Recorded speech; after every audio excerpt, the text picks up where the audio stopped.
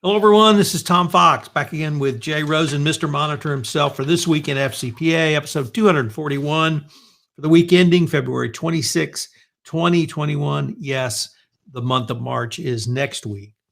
The world's most ethical edition, as Ethisphere has announced its world's most ethical company awards for 2021. We are back to look at some of the week's top compliance and ethics stories that caught our collective interest on This Week in FCPA. Jay, what say you?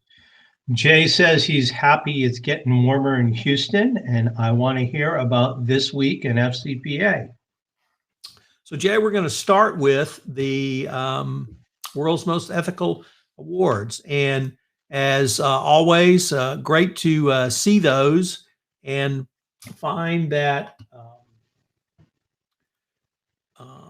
the number of companies has increased, of course, and they listed multiple winners of this year's awards. And of course, lost my notes now. They've gone away. Nevertheless, the this year's awards had some 15-year consecutive award winners, which is always impressive.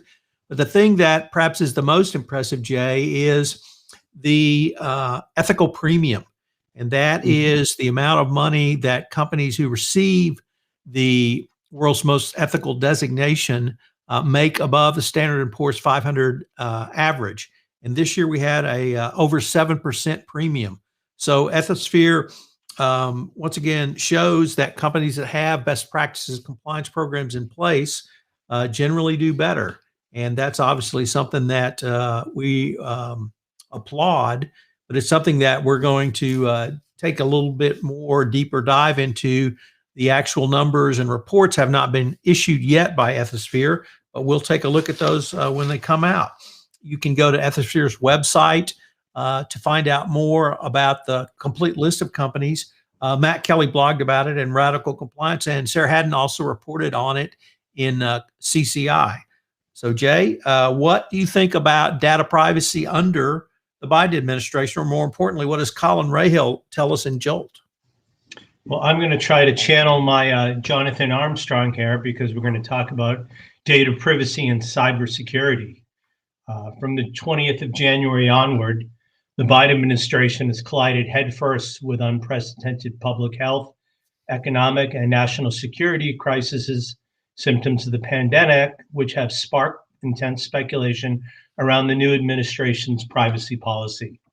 Many observers find reason for hope in the new administration, encouraged by Vice President Harris's strong track record in privacy enforcement and the return of various Obama staffers who contributed to the former president's Consumer Privacy Bill of Rights.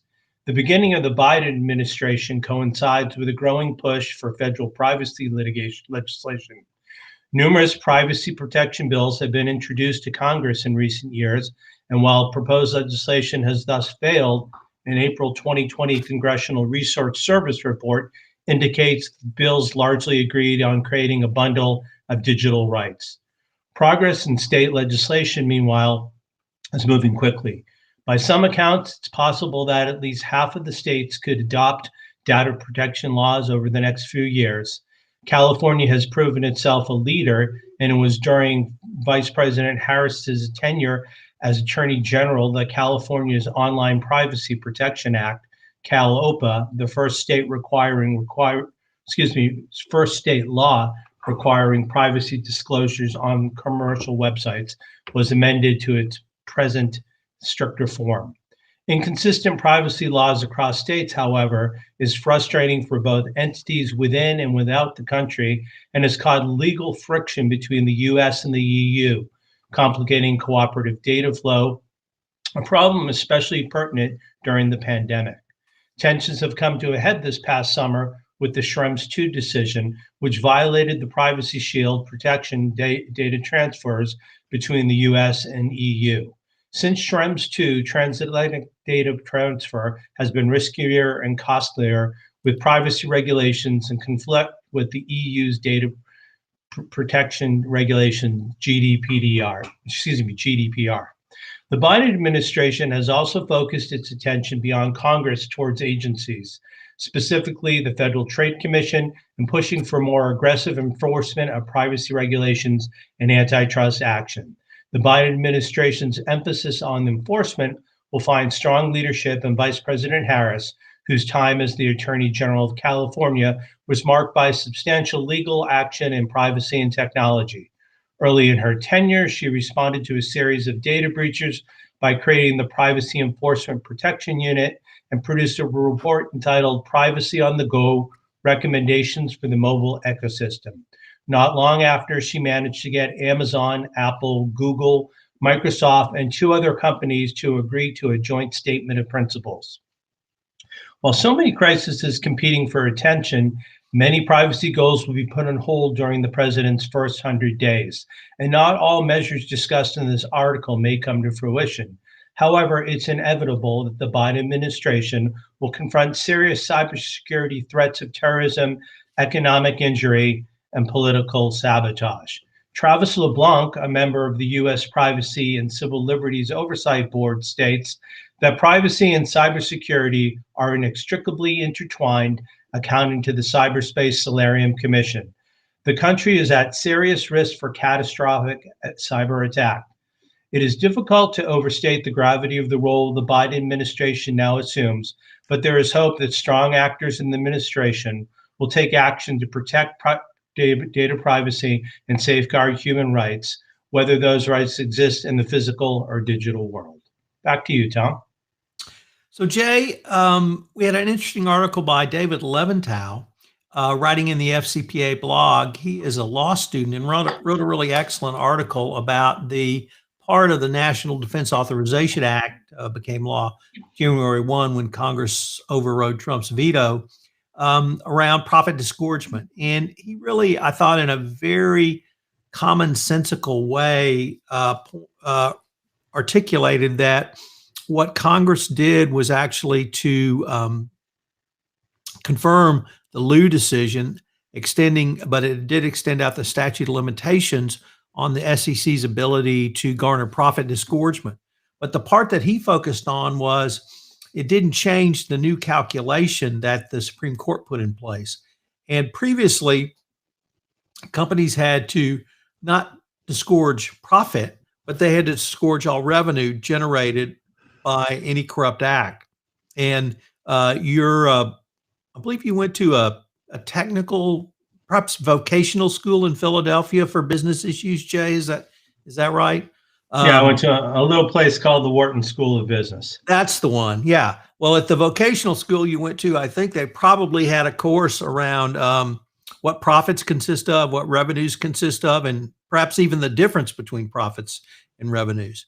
And Leventhal said that that's the part that was affirmed by this congressional action. So I thought it was a great article. It really cut through, I think, a lot of the chaff that's been talked about in terms of what Congress intended to do and what they did around profit disgorgement in the Liu Act. But the SEC can go back 10 years and they still have to calculate the difference between what you brought in from your sales and what you kept as profit, so that the costs that you incurred to garner that profit was be properly deducted. So interesting article, and kudos for him. I believe this is his first appearance in the FCPA blog.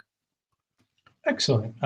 Next up, one of our stalwarts here, Dylan Tokar at the Wall Street Journal's Risk and Compliance Journal.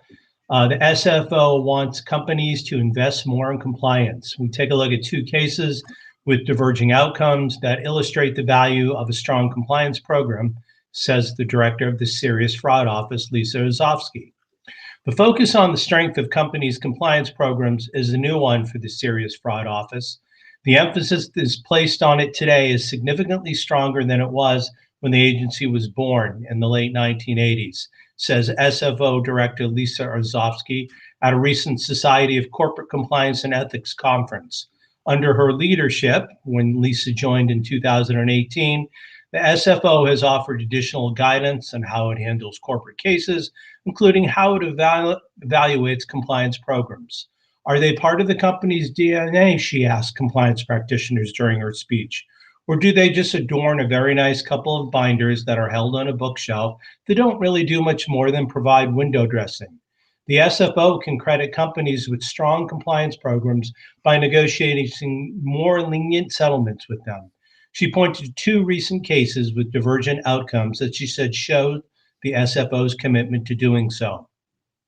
In July of 2019, the SFO struck a $24 million deal with a subsidiary of a public contractor named Serco Group PLC, and a year later, it reached a similar settlement with a security services company, G4S, for $486.6 million.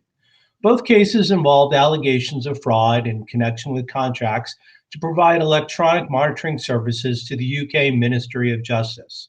Serco reported misconduct and began cooperating almost immediately with the SFO and was rewarded with faster and less expensive resolution.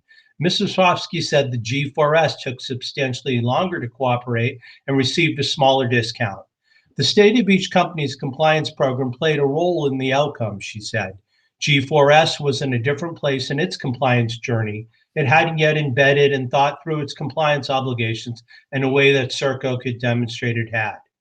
In the first for the SFO, the G4S settlement also contained a provision requiring the appointment of a reviewer to ensure the company adheres to its agreement with the agency. Quote, "It's the first time we use such a construct to oversee the compliance development and compliance makers," said Mrs. Zazovsky. Under UK law, the arrangement is distinct from the so-called independent monitors used here in the US to ensure compliance with settlement agreements. Building on the principles released last year, the SFO will continue to deepen its understandings of compliance and engagement with compliance professionals. We're upskilling ourselves to be better and smarter in the evaluation, including bringing in people with experience and expertise in this area. Tom?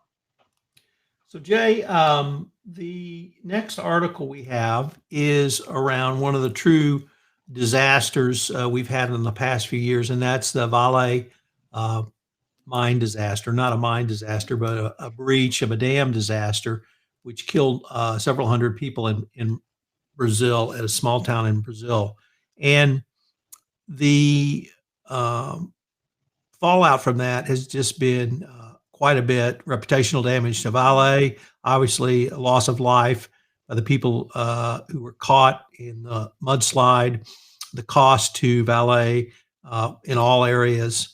But what we had was an article in the Harvard Law School Forum on Corporate Governance by Stephen Davis and Sandra Guerra.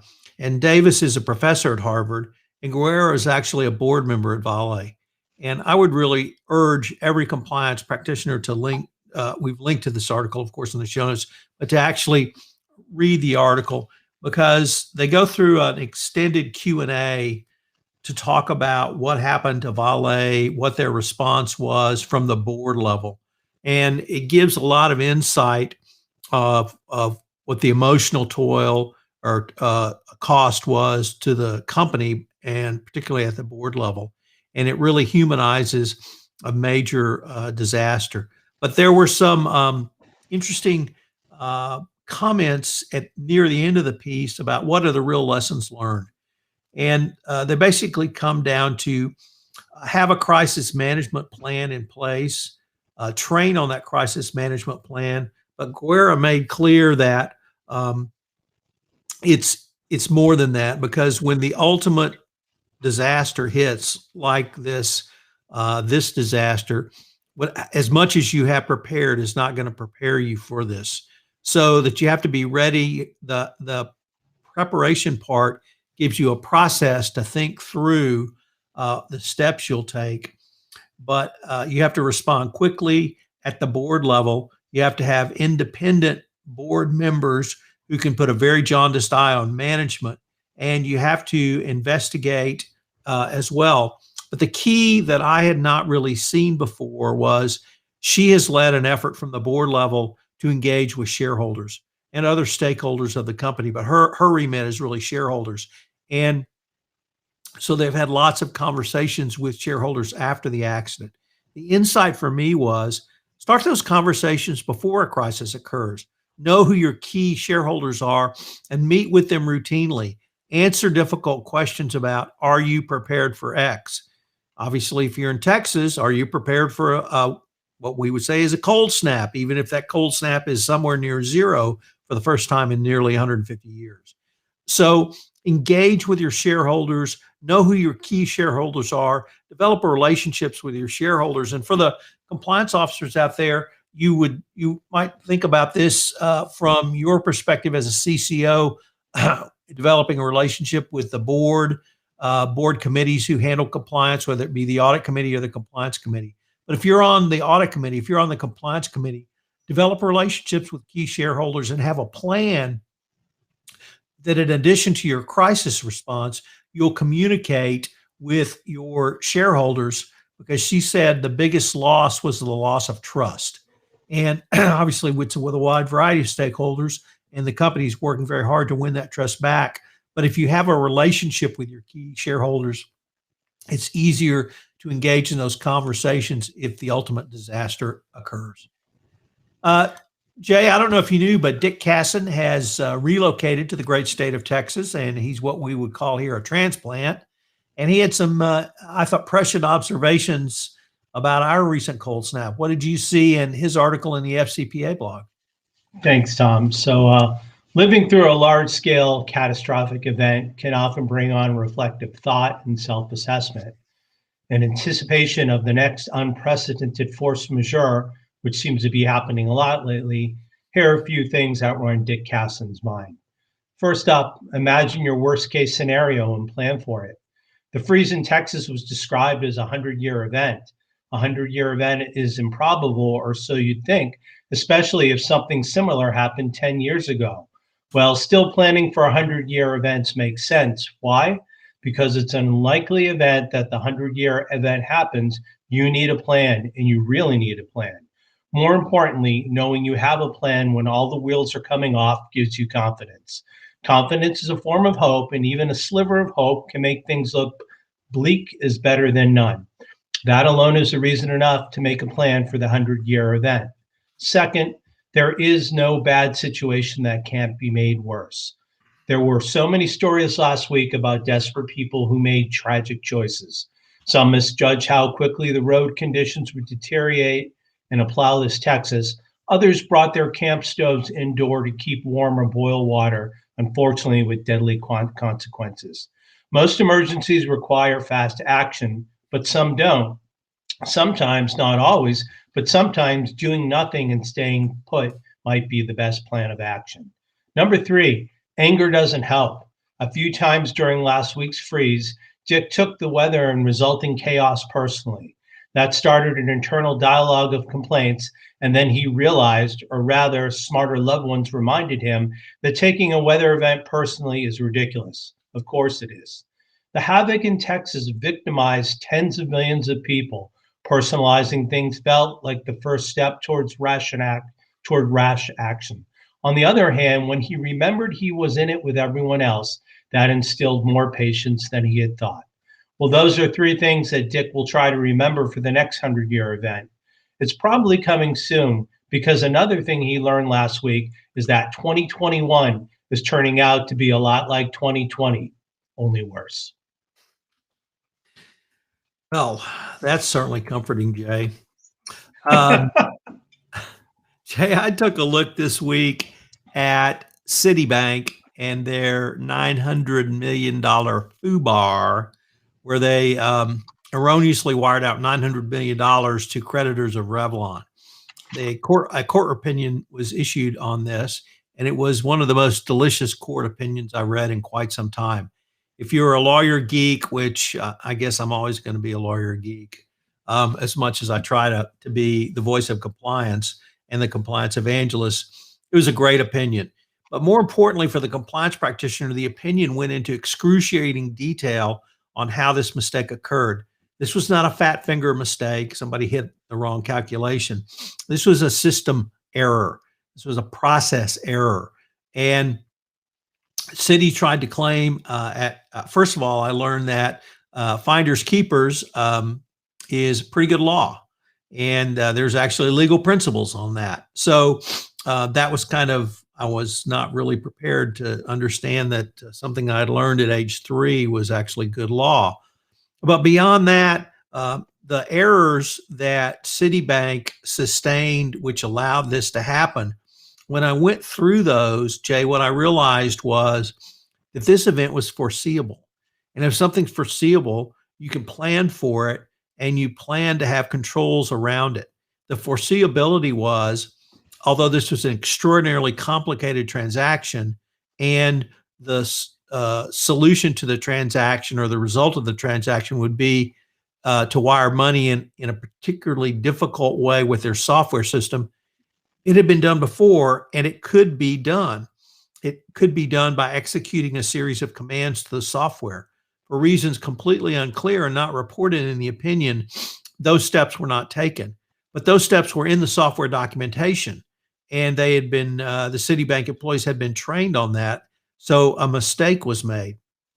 And when you have an event, even a $900 million FUBAR event, it's just a matter of scale. I think all of us have incorrectly sent money, or a bank has incorrectly wired money. The court said that perhaps not ever this much, but it's only a matter of scale. So Matt and I took a look at this week on Compliance Into the Weeds, and Matt really advocated a process control. I articulated a transaction control. But whichever way you go, the answer is when you do something outside the ordinary, you need to have additional controls around that. And I thought that was a great lesson from the compliance perspective. So the kind of 3 top lessons I had from this case were: have a control for an exception, whatever that exception might be. Train employees what to do correctly for the exception. And number 3 is if something is so complex that no one knows how to do it, it's too complex, and you have to simplify it down in some way. So lots of lessons. If you're a lawyer out there listening to this, read the opinion. It's just delicious. And the legal principle of discharge for value was articulated in the Restatement of Contracts, 1937. So that's how far back the legal principle goes, and you will enjoy that as well. But a very interesting end to, or I shouldn't say end because Citibank will appeal this, very interesting step in this whole process for Citibank. Unfortunately, some tough lessons for them, but some, I think, important lessons for the compliance practitioner as well. So, Tom, we're in the final week of February. Could you tell us what you spoke about this week on part 4 of the Compliance Life? So, as you know, Jay, we've been talking to Natalia Shedheda all month in the Compliance Life, and this episode, Natalia looked at what she thinks compliance will be in the veiled land of the future, 2025 and beyond. She talked about some of the skills a compliance professional will need, some of the talents and disciplines which a corporate compliance function will need. One theme throughout this podcast series with Natalia has been her just love of compliance. She is so enthusiastic. She is so passionate about this. She rivals the compliance evangelist in passion for compliance. And that really comes through in this episode. So take a listen to this episode. We also had another delicious episode in the Compliance Handbook podcast series with our good friends Ronnie Feldman and Ricardo Pelifon on training and communications. And I think it would be fair, and they would agree with the assessment, that they are 2 of the most unique characters in compliance. And they have a very different view. They didn't go to a Wharton School of Business. They don't have law degrees. Well, I guess Ricardo does, but he doesn't seem to utilize that very much in their communications. But Ricardo really advocates a visual style of communication. He's well known for his graphics from his company Broadcat. Of course, Ronnie at Learnings and Entertainment is the master at using humor and comedy to help train, which is what which Learning and Entertainment does. Ronnie came out of Second City. So they have some really unique views on how to make training not just fun, but effective. And that's what the DOJ wants. And if you have 2 guys like that helping you make your training and comms effective, you're halfway down the road to success for your compliance program. So check that out. Jay, we had your colleagues who are doing integrity through compliance have a new podcast up this week. You want to tell us about that? Sure. I'd like to catch you up that AMI's expert observations and guidance are related in ethics, antitrust, healthcare, government, consumer protection, and more. And we're already up to our third episode, which is also can be found on the Compliance Podcast Network. In episode 1, AMI's founder, Vin DeCiani, visited with our managing director, Jerry Coyne, and they contemplated the future of telehealth and home health care. 2 weeks ago, Brenda Morris and Dion Lomax, managing directors with the company, spoke with Jennifer Newton, who's the CEO and founder of the National Association of Black Compliance and Risk Management Professionals. And yesterday, we just had an outstanding podcast with Joseph K. West, who's a partner and chief diversity and inclusion office at the law firm Duane Morris. So all those episodes can be either found at the Affiliated Monitors website or also on the Compliance Podcast Network. What's the big podcasting event you have coming up, Tom? So, Jay, I have been going to PodFast Expos events for several years now. That, in my mind, it's the best podcast for the independent podcaster. And if you're interested in podcasting at all, you have to check out this 1 week long event. Chris Kremitos, the founder of PodFast Expo, led a virtual conference last August that set the all-time Guinness Book of Records for online conferences at 5,004 people.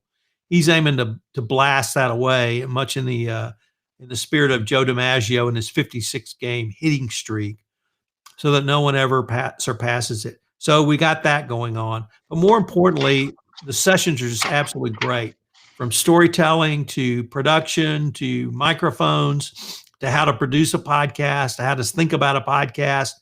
Megan Doherty and I from One Stone Creative are talking about business podcasts, what you need in that. It has got a little for something for everyone. Best of all, it's free. And it's free because Chris has great sponsors. And I've got a link in the show notes that if you use the code CPN, Compliance Podcast Network, for those in the know, you can get a free pass. So go to the site, check it out. There is a ton and a half of information available. The resources are just fabulous. And if you're interested in podcasting at all, this is the event for you. So, Tom, earlier you spoke about the Compliance Handbook. I think we have another offer for our listeners to take advantage of. What's that? So the Compliance Handbook will be published in April by LexisNexis. Extraordinarily thrilled about that. And more importantly, it's available for pre-sale now. I've linked to the Lexis bookstore where it's available. And best of all, listeners to this podcast can get a discount of up to 25%. I've got the code FOX25, very clever by LexisNexis there. So check that out. And the Compliance Handbook second edition will be a great resource for you. It, of course, incorporates the latest DOJ's commentary in the original 2019 Evaluation of Corporate Compliance Programs, the 2020 update, the FCPA Resource Guide, second edition released in July of 2020, as well as updates to the FCPA Corporate Enforcement Program announced throughout 2018 and 2019. So a lot has happened since the book was originally published, and it is still, in my humble opinion, the best single volume resource for the design, creation, and implementation of a best practice compliance program. So you would definitely help Mrs. Fox and her struggles if you will buy the book, and you would make me very happy as well. Well, I don't know how to top that, Tom, but whether you watch us on Restream or LinkedIn or the FCPA Compliance Report, if you'd like to get in touch with us, Tom can be reached at tfox@tfoxlaw.com, and I can be reached at the initial J, Rosen @affiliatedmonitors.com. So on behalf of Tom Fox, the voice of compliance, and myself, Jay Rosen, Mr. Monitor, we'd like to thank you for joining us for This Week in FCPA, episode 241, for the week ending February 26, 2021, the world's most ethical edition. We thank you for spending your time with us, and we hope that you and yours are safe, healthy, and we will speak to you in the next week. Take care.